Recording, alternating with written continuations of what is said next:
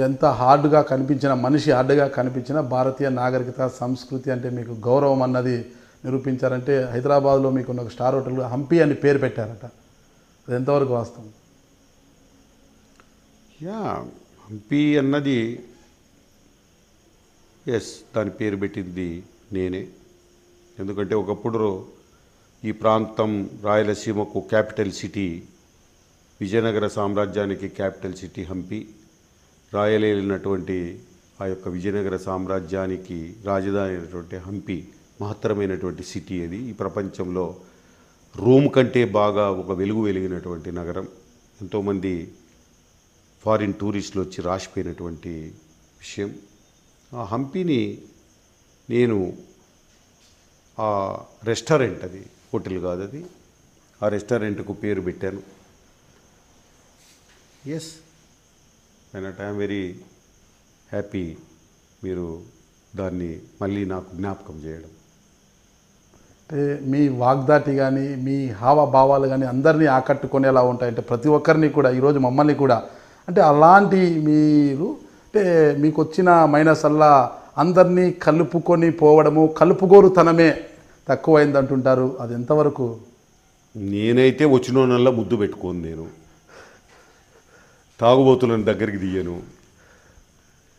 Hide అసెసిన్స్ను లేకపోతే రౌడీలను నేను దూరం పెడతా. ఇంకా నువ్వు అందరినీ కలుపుకొని పోవాలంటే అందరు వచ్చిన వాళ్ళ ముద్దు పెట్టుకోవాలి. నాతో కాదు అది. మంచికి మంచి. I'm very good friend. I cannot just entertain all bad elements. No, that is my.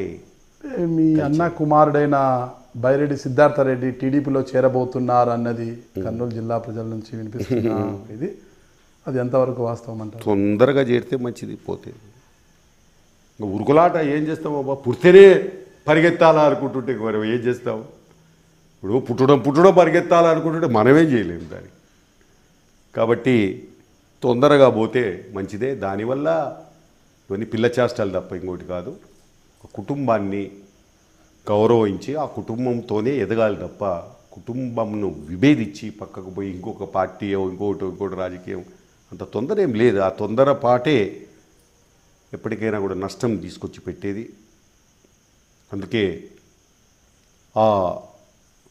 మామూలే పార్టీలు అన్న తర్వాత రాజకీయ నాయకులు ఏదో ఆడుకొని వదిలిపెడతా ఉంటారు.